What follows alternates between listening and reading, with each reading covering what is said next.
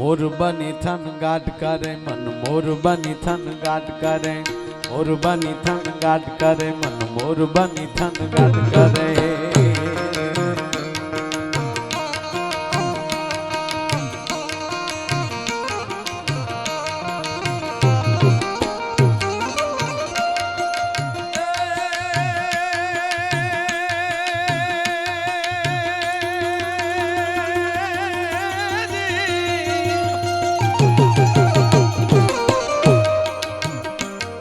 મનુભાઈ આ ગામના સરપંચ કાનભાઈઓ હા કેવી મજા છે આમાં સરપંચ આમાં મોજીલા હોય તો ગામ કેટલું મોજીલું છે બોલો ભાઈ ભાઈ હો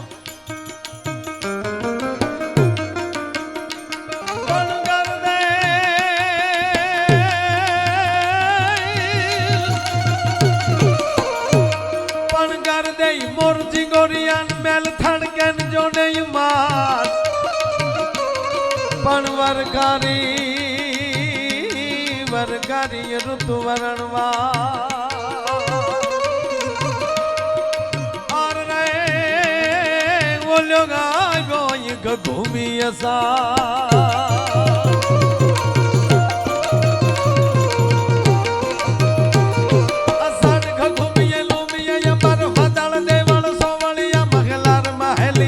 गहलिया नील जले न जले नलिया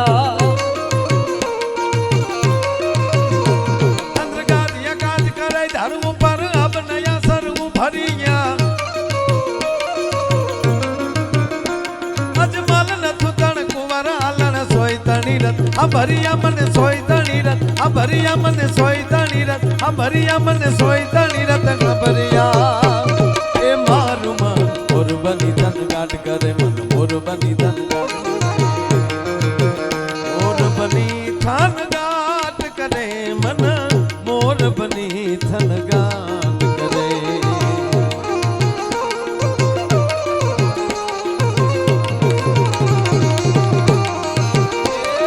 मोर बनी थन गाट करे मन मोर बनी थन गाट करे मोर बनी थन गाट करे मन मोर बनी थन गाट करे मोर बनी थन गाट करे मन मोर बनी थन गाट मोर बनी थन गाट करे मन मोर बनी थन गाट करे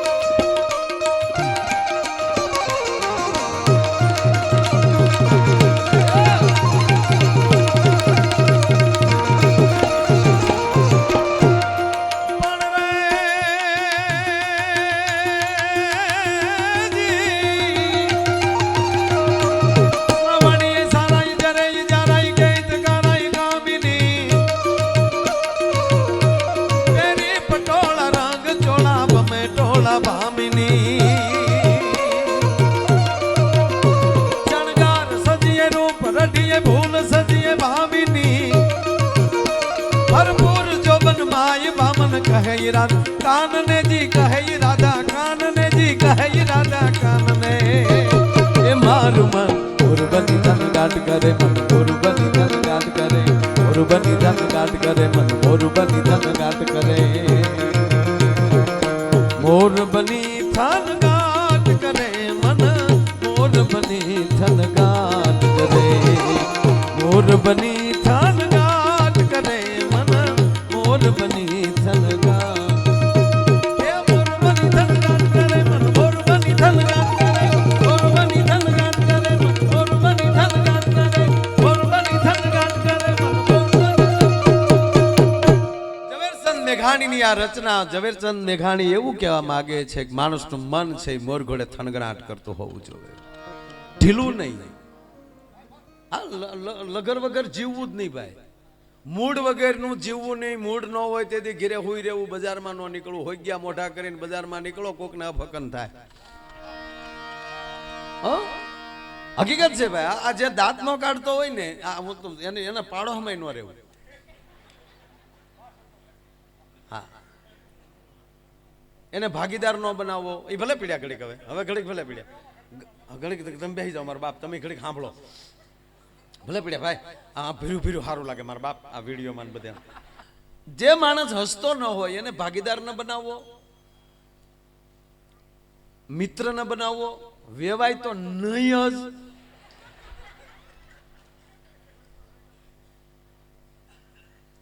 અરે ને પાડોમાં ન રહેવું, મકાન વેચીને નીકળી જવું, તું રે લુખેશ.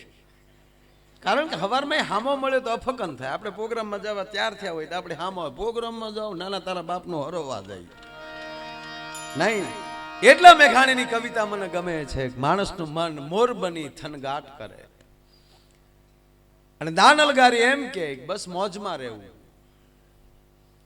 અને કોઈ પણ પરિસ્થિતિમાં માણસ અંદરથી પોતે જ પોરહીલો રહેતો હશે તો એને જેટલા મિત્રો મળશે ને એ બધા એવા જ મિત્રો એના આનંદી જ મળશે. તમે જુઓ, જેવા મિત્રો હશે ને એવા જ હવના ધંધા હશે. જે જે જે કંપનીનું તમારા મોબાઈલમાં કાર્ડ હોય ને એનો ટાવર પકડે. તમારા મોબાઈલમાં આઈડિયાનો કાર્ડ હોય તો તમે પછી BSNL ની નીચે ઊભા હો ને, ટાવરની ઉપર ચડી જાઓ ને તો એનું કવરેજ ન આવે. એમ જેટલા જેટલા માણા એટલી બુદ્ધિઓ અલગ અલગ હોય. જો તમે બહેનોમાં બેનપણીઓ એવા છે, કીર્તન ગાવા વાળાનું મંડળ નોખવું છે, ટીકા ટિપ્પણ કરવા વાળાની આખી કંપની નોખી છે. એ ક્યારે ખબર પડે? ખાલી તમે છોડો, ખાલી બકાલું લેવા બહાર નીકળે ને તો એ આખી શેરીમાંલી જે નેટવર્ક પકડતા હશે ને એટલા જ બેનો હારે હશે. ભીંડાના શોખીન છે એ નો ખાય છે, અમુક કારેલા જ લે, અને અમુક તો તોળાવે નોખું ને થેલીમાં નોખું લે.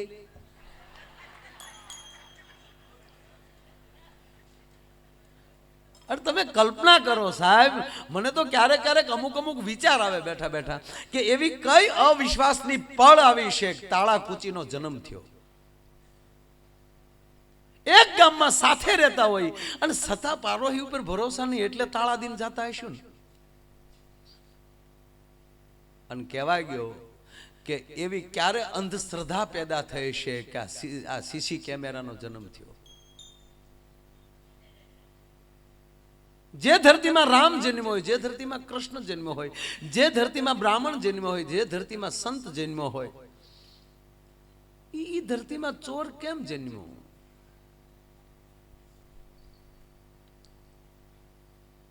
આ વિચાર માગી લે. એક બેન કટલેરી વાળાની દુકાન ગયા, તે કટલેરી વાળાની દુકાનના માલિક ઉપર ખીજાણા કે આ દુકાન તમારી છે કે? હા. અરે તમારી દુકાન છે કે? હા. અરે તો તમારે આ કટલેરીની દુકાનમાં તમે અહીંયા કોઈ મોડલિંગ બહેનોના ફોટા હોવા જોઈએ, હિરોઈન બહેનોના ફોટા હોવા જોઈએ, આ કાળી બોબડીબાઈનો ફોટો તમે લગાડ્યો? ત્યારે દુકાન વાળો બોલ્યો કે કાળી બોબડીબાઈનો ફોટો નથી બેન, કે તો અરીસો છે. ઘરે મોઢા જોવો છો, ધોડ્યા આવો છો એમણામ. એટલે માણસને મોજમાં રહેવું જરૂરી છે, આનંદમાં રહેવું જરૂરી. અને પાછો આનંદ કેવો કીધો મેઘાણીએ કે જેવી રીતે વરસાદ આવતો હોય અને એમ ડુંગર ઉપરની ટોક ઉપર બેઠેલો મોરલો પોતાની ડોકની હાકળના તણ કટકા કરીને ટહુકા કરતો હોય, અને જેવી રીતે વરસાદ પડતો હોય અને એક સામાન્ય ડેડકો પણ એમ કહેવાય કે આનંદમાં આવતો હોય. અને અરે છોડો, એ વરસાદ આવતો હોય ત્યારે ખેડૂના દીકરાને કડિયાની કહું તૂટતી, વરે મહારાજ, વરે મહારાજ, વરે મહારાજ. એક જણો વાણિયાની પેટીએ ગયો, ડાયામાં ડાયા વાણિયા. હા, અત્યારે તો બધાય બુદ્ધિનો દેશ, અત્યારે 21મી સદી એટલે બુદ્ધિનો યુગ કહેવાય. અત્યારે તો 18 વર્ષ, પણ વાણિયા જેવી બુદ્ધિ કોઈ નામ નહીં, ટોપ. એક જણો ન્યા જઈને કીધું, શેઠ માખ્યું બહુ કરડે. આ જોક તો ગામડામાં રહેવો એને જ ખબર પડે. માખ્યું ક્યારે કરડે? ચોમાસું વરસાદ આવવાની તૈયારી હોય એટલે માખ્યું મળે કડવા, એટલે નક્કી થાય કે હવે હમણાં વરસાદ આવવો જોઈએ થોડાક દીમાં. એટલે એને કીધું, શેઠ માખ્યું બહુ કરડે. ત્યારે એટલે ધીરણ જોતું હોય, વરસાદ આવશે એટલે સારું વરસ થાય એટલે આપશું એમ. આવો ટોન હતો. નાખ્યું બહુ કરડે તો ઓલો વાણિયાનો દીકરો ને કે તને તૈયારું કરડે તો 50 રૂપિયા ઉછીના નો આપું.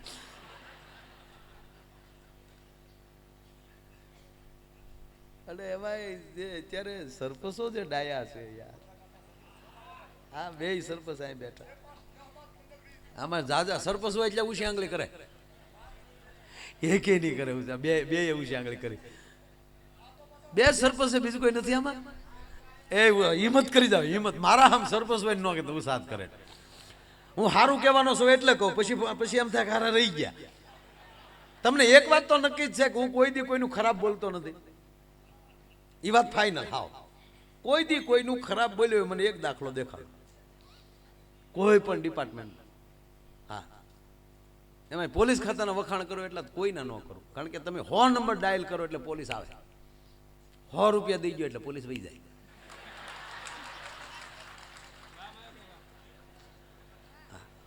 કારણ કે પૈસાથી આગા ભાગે. ખોટી વાત છે. પૈસા ન હોય 100 રૂપિયા ભાગી જ જાય, પૈસા પાસે નહીં. હા, આ દેશમાં મોટી મોટી વાત છે.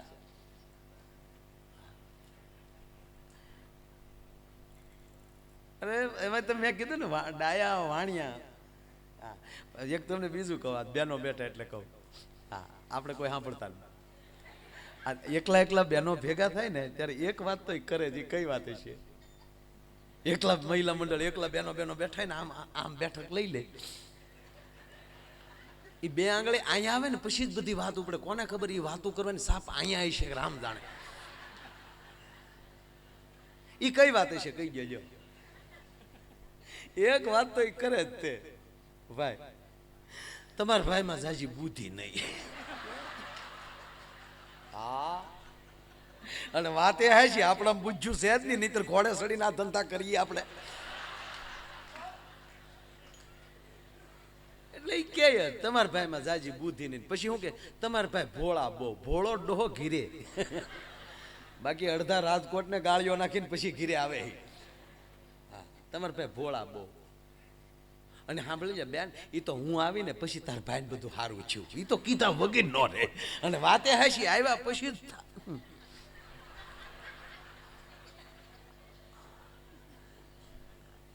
અને ખરેખર આપણે પુરુષમાં, હું તમારે ભેગો છું, આપણે પુરુષમાં બહુ બુદ્ધિ નહીં, બુદ્ધિ બેનોમાં.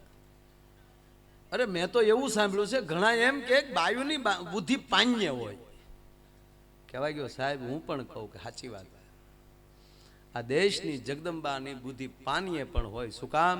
એ ડગલું ભર્યા પહેરા 7 વાર વિચાર કરે કે મારા અહીંયા ડગલું ભરાય કે નહીં. અને આપણે ખપ કરતા ક્યાં જઈએ નક્કી જ નહીં. ઘણા તો દિયાશમાં 2 કોથળી પીને ભીતે પડે. અરે વંડી કોણે કરી નાખી? હતી તારી માં હતી, તું કોથળી નાખી ગયો, તું કોથળી નાખી ગયો. આ એક છોકરાને બાપાએ કીધું, એ એનો અવાજ આવ્યો જોતો. તો એનો છોકરો ડબલ થઈ ગયેલો. કાંઈ નથી ગયો, ખાસામાં ગાડી વળે. એ કે ખાસામાં ગાડી વળે તારો બાપ એટલો બધો અવાજ આવે? એ કે અહીંયા ખાસો નહોતો. તે કે ને થાંભલે ફટકારી એમ.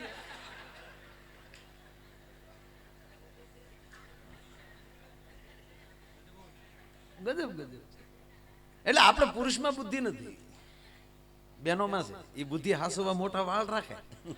આપણે હાવ ટાલ્યું પડી ગયું. કોઈ દી બાયુને ટાલ્યું પડી એને? કારણ કે બુદ્ધિ છે. આપણે હાવ ઉપલો માલ ખાલે. હાવ માં હાથ ફેરવે ને તો વાળ વધે. નાના બાળક હોય ને ત્યારે માં માથે હાથ ફેરવે તો બાળે પાવે.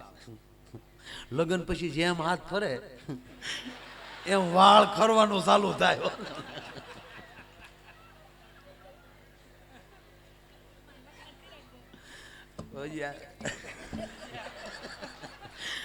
આ જો રિશ્વત આપે છે બેનો, તમે કોઈ ઉડાડવા નથી આવતા. હા ને, હકીકત છે બેનો. એ વાત ફાઇનલ સાહેબ. પગ એનો પગ ઉપડે તો એ વિચાર કરીને ડગલું પડે. આપણે બહુ પણ એક કહું, આપણે બુદ્ધિ નથી વાત 100%. પણ એક કહું, દિલ બહુ છે. એવા દિલવાળા પછી ગમે એટલે ભલે બિલ આવે. એવા દિલ એવા ગમે ત્યાં લગાડીને બેઠા હોય. અને કોકે ખોટું ખોટું દાંત કાઢ્યા હોય તો ઈ હેરીમાં 3 વાર ગાડી રોજ કાવા મારે. હવે તારીમાં ગાંડી છે, તું મરી જાય ડીઝલ બાળી બાળીને, પેટ્રોલ ખોટું બાળીમાં ટાયર ઘહાય છે. બુદ્ધિ તત્વ. અને તમે હકીકત કહો, આપણે આ પુરુષમાં અભિમાન ખરું, બહેનોમાં અભિમાન નહીં. મેં પહેલા કીધું ને, ભગવાન કૃષ્ણએ 7 લક્ષણ દેખાડ્યા છે બહેનો માટે, કે પુરુષ જેટલી શક્તિ, સ્ત્રી જેટલી શક્તિ પુરુષમાં ન હોય. હું નથી કહેતો, આ ગીતાનો ગાનારો કૃષ્ણ પોતે કહે. અને જ્યારે જ્યારે પુરુષની શક્તિ વિરામ પામી જાય અને પછી જો કોઈ આગળ કાર્ય કરતો હોય તો આ દેશની શક્તિ. શેઠ સગાળશાની જયસિંહ બાપા બુદ્ધિ જ્યારે વિરામ પામી ગઈ કે માણસ એક દાડિયો નથી મળતો, ના સાધુ એમ કે મારે માણસની માટી ખાવી છે. હું તો અઘોરી સંપ્રદાયનો સાધુ છું, અને આજ આંગણેલી જમ્યા વગર જાય તો આંગણું લાજે, મારું વ્રત તૂટે, હવે મારે શું કરવું? તેથી ઓરડામાં બેઠેલી જગદંબા સાહેબ એક વાણિયાની બાઈ શેઠને આવીને એટલું કીધું, શેઠ મૂંઝાઈ ગયા કે પણ શું કરવું શેઠાણી? આ સાધુ એમ કહે કે હું માણસની માટી ખાવું, માણસ લાવું ક્યાંથી? હું માણસ કોણ મરવા તૈયાર થાય? તેથી શેઠાણી એટલું બોલી હતી, ચિંતા કરતા નહીં. કેમ કે જેણે મેં મારા ઉદરમાં 9.5 મહિના રાખ્યો એ સેલીઓ ભણવા ગયો છે, મારા ધાવણ ઉપર મને ભરોસો છે, ઈ કેદી કાયમ આવશે. હાલો એને પીરસી દઈએ આપણે. પણ ભણતો ને ગણતો ભાગ છે લઈ આય માન્ય મારી પ્રતીક રે, બાપ માન્ય મારી પ્રતીક.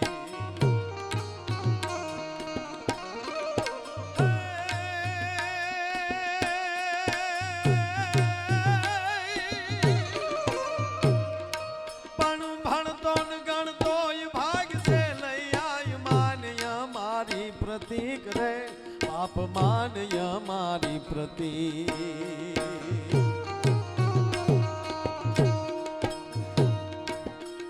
માવતર તારા મારવા બેઠા, માવતર તારા મારવા બેઠા, આંગણે આવ્યો યતી તું તારો ધોતી જાશે, પછી પસ્તાવો થશે.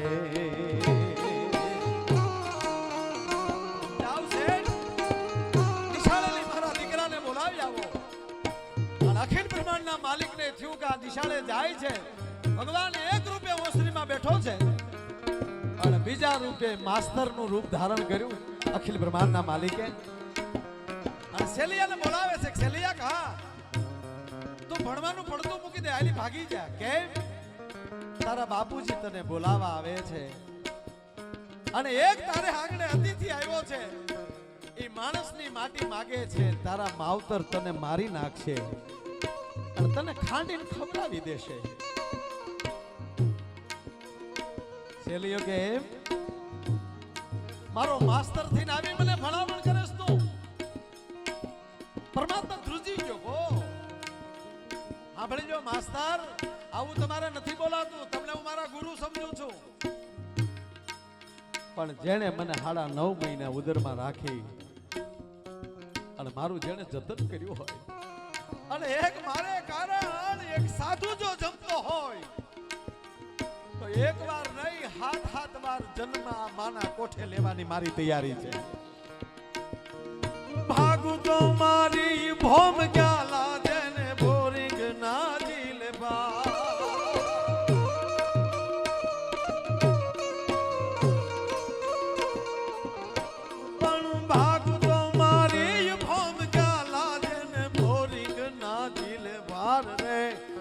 ભોરિંગ ના દિલવા મેરું સરીખા ડોલવા લાગે, મેરું સરીખા ડોલવા લાગે, આકાશ નો આધાર મેરા મન માં જાજો મૂકે, તોય સે લઈયો સત ના છૂકે, મેરા મન માં જાજો મૂકે, સે લઈયો સત ના છૂકે.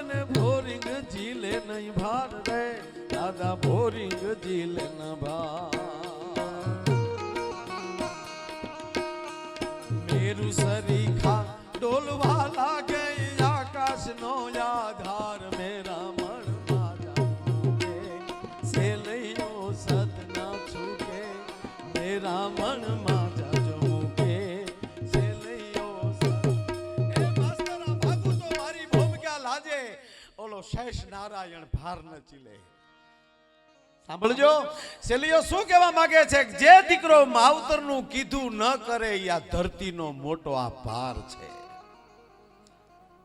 ધરતી માથે હું ભારજનક બની જાઉં. અને કથા આપ જાણીતી છે, આપણે સાંભળી છે. સેલિયો આવે છે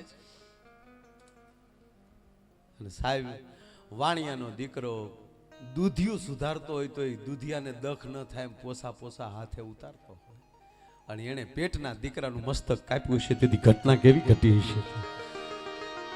મારે વાત ટૂંકી કરવી છે કે જ્યારે એને ખાંડી નાખ્યો અને પાછું ઓલો કહે છે કે પૈણાના લુગડા પહેરો, બે ગીત ગાતા ગાતા ખાંડો. જો ભગવાન આવે છે નાનું હુનું મીટર લઈને નથી આવતો. એક જગ્યાએ મેં હરિશ્ચંદ્ર રાજાની વાત કરી તો પ્રોગ્રામ પૂરો થયો તો એક જણો વાહે આવ્યો ટેજ પાસે. મને કે હરિશ્ચંદ્ર રાજા માથે ભાઈ આવા દુઃખ પડ્યા છે. મેં કીધું હા ભાઈ. મને કે આપણી માથે એ દુઃખ પડે તો મરી જાય. મેં કીધું તારો બાપ આપણી ઉપર નાખે નહીં, એ હરિશ્ચંદ્ર ઉપર જ નાખે. તને ઘડીક મેં મોડા પડે તો તું જીવી એક નહીં, તડક્યા વધારે પડે તો ટળી જા. મંડળીઓના બૂસ માર્યા હોય એનાથી આ પ્રોગ્રામ ન થાય સાહેબ.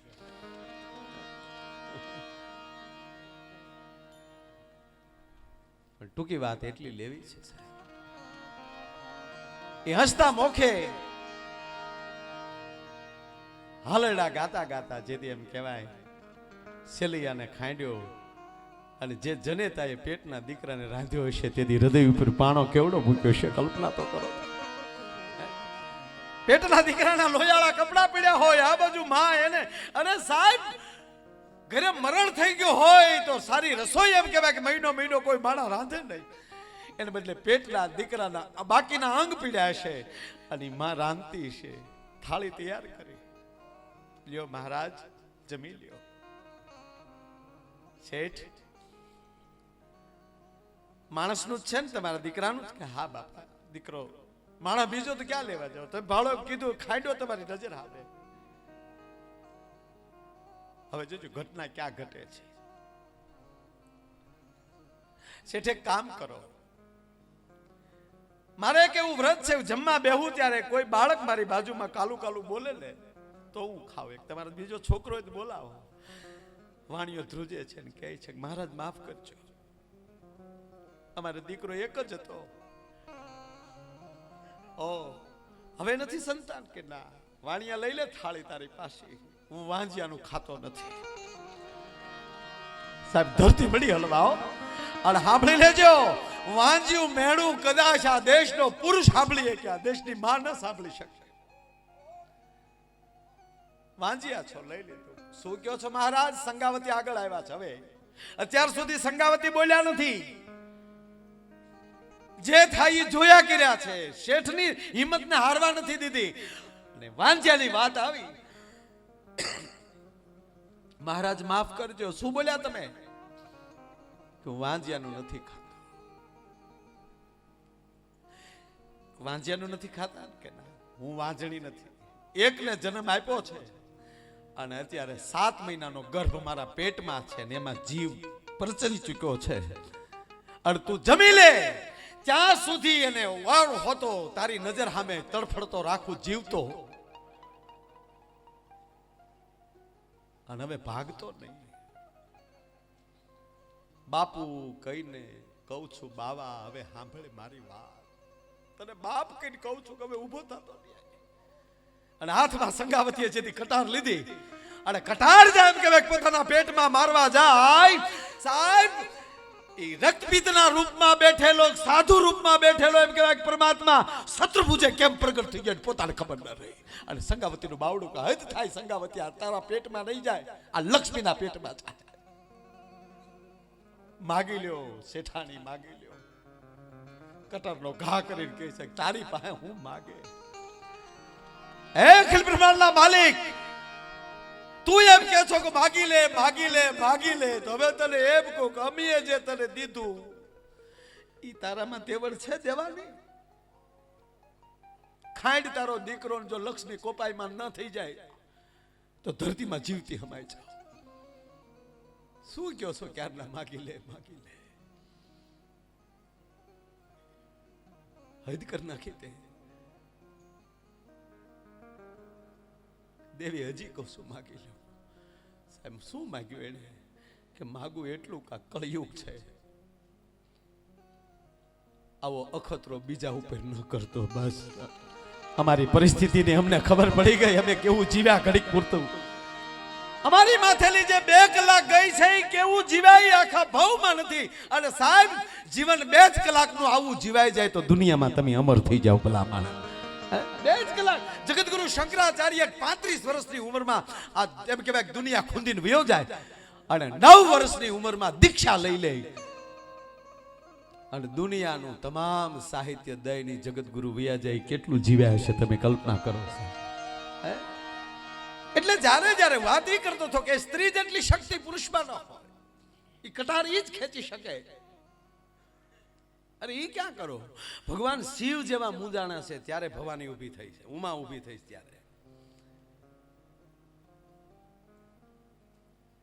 અને નિર્ણય જેદી કર્યો રાવણને મારવાનો ભગવાન રામે, તેથી કહેવાય ગયો સાહેબ જાનકીએ પૂછાવેલું તમે નિર્ણય કેમ કરો છો કે હું આને મારી નાખીશ?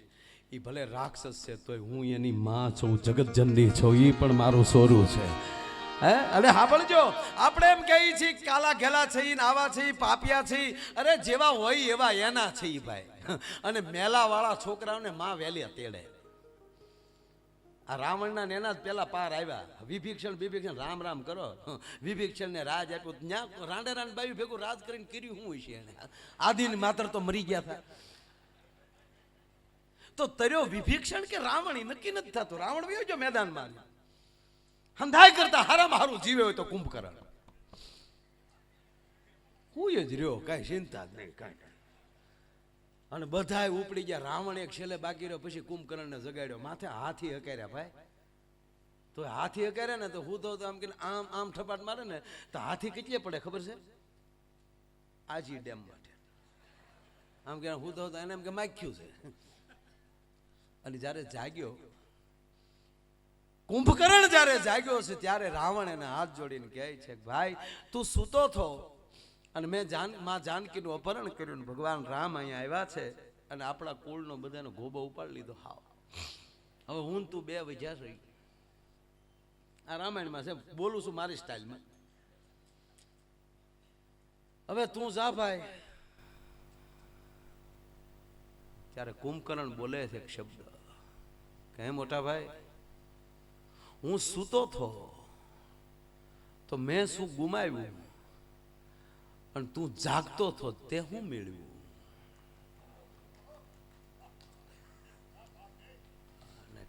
કાંઈ વાંધો નહીં મોટા ભાઈ, હવે હું જાઉં છું. અને જ્યારે એને હવે અસંખ્ય મદિરા પીવરાવવામાં એને આવી, ગાંડો તૂર જ્યારે બન્યો અને માર કરતો જેથી કુંભકર્ણ આલ્યો આવે. કુંભકર્ણ એટલે કવડો હશે, તમે કલ્પના તો કરો. આપણે ભગવાન કૃષ્ણ અવતાર આવ્યો પછી તમને વાત કરું. પછી ભગવાને વિષ્ણુ યાગ જ્યારે પાંડવોએ કરવાનો હતો એટલે હોનું લેવા લંકા જવાનું હતું. અત્યારે જેમ દુબઈમાં તેથી લંકામાં આ બધું હોનાની માર્કેટ. આ નરું સત્ય છે આ કાંઈ. એટલે અર્જુન અને ભગવાન કૃષ્ણ એ 2 ત્યાં ગયા લંકા. એટલે ઓલે વખતે રામાવતારમાં સેતુ બનાવ્યો હતો. આ વખતે શું કર્યું? અર્જુનને કે આલે સેતુ બનાવી નાખ. એટલે અર્જુને એવા બાણ માર્યા ને એટલે બાણથી આખો સેતુ થઈ ગયો. જેવો સેતુ થયો ને એટલે હનુમાનજીની મુલાકાત ત્યાં થઈ. હનુમાનજીને ચૂક માળું રામ સિવાય કોઈ સેતુ બાંધીને આવ્યું કોણ? એટલે જય શ્રી રામ કરીને એ સેતુ માથે પડે એટલે સેતુ ભાંગી જાય. એવું 3-4 વાર આવું થયું. એટલે ભગવાન ઓળખી ગયા, હનુમાનજી આવી ગયા, પણ અર્જુન ઓળખ્યા નહીં. એટલે પછી ભગવાને કીધું કે આને ભેગો તો લેવો જ છે આપણે હનુમાનને. એટલે કીધું કે એ વાનર. હજી વાનરને પરિચય નહોતો થયો, ભગવાનનો અવતાર થઈ ચૂક્યો. એ કે બોલો શું છે? એ કે કેમ અમારો પુલ ભાંગી નાખ? કે રામ સિવાય કોઈ પુલ બનાવી જ ન શકે. કેમ? કે હા. અને એ સિવાય અમે પુલ બનાવી નાખી તો તાક તો તમે કયો એમ કરું. તાકે જો હવે તું કૂદકો મારીને પુલ ન તૂટે તો તો તારે કાયમ અર્જુનની ધજા ઉપર બેહવાનું કે પાકો. અને અર્જુને જેવું એમ કહેવાય પુલ બનાવી નાખ્યો એટલે ભગવાન કૃષ્ણે નીચે સુદર્શન ચક્ર મૂકી દીધું. હનુમાન કૂદકા મારી મારીને ટોળી ગયા પણ પુલ ભાંગ્યો નહીં. પછી ખબર પડી કે મારું અભિમાન મારો રામ જ ઉતારી કે બીજું કોઈ ન ઉતારી શકે. એટલે ભગવાન કૃષ્ણને કીધું કે તમે ઈ જ તા કે ઈ જ તે પાછા બે ભેટી પીડ્યા ને એ તમને કોઈ ધજા ઉપર બેસી ગયા અને પછી લંકામાં ગયા અને મંદોદરી ત્યારે જીવતા હતા. એટલે આ બધું આમાં તમને ખબર જ ન હોય કે આમાં આ હકીકત છે. હા આ તો બધું આ તો અનુભવ કરેલી વાતો છે બધી ભાઈ. હા વાંચેલી વાતો થોડી ક્યાં કરી શીખાય. એટલે પછી ત્યાં મળ્યા એટલે મંદોદરીએ સન્માન કર્યું. પછી તો ભીમે હારે હતો. અર્જુનને બધાને બેસાડ્યા. ભીમ હજી નહોતો પગ્યો. પછી મંદોદરીએ ભગવાન કૃષ્ણને કીધું ઘણી બધી વાત લાંબી છે મને જ જાઉં પણ મંદોદરીને આમ ઝરૂખે બેઠેલા અટારી ઉપર ભગવાન કૃષ્ણ હિંડોળે હિંચકે છે અને મંદોદરી વંદન કરીને કહે છે પ્રભુ તમારી પાસે પણ એક બળવાન ભીમસેન છે એવું નામ મેં સાંભળ્યું. કે હા ભીમસેન છે ને કે ક્યાં છે એને મારે જોવો છે. કે જો ઓલા તળાવમાં નાય. તો મંદોદરી કે ક્યાં તળાવમાં કે આ સામે ઓલા તળાવમાં. તાક તો હવે ન જોવો.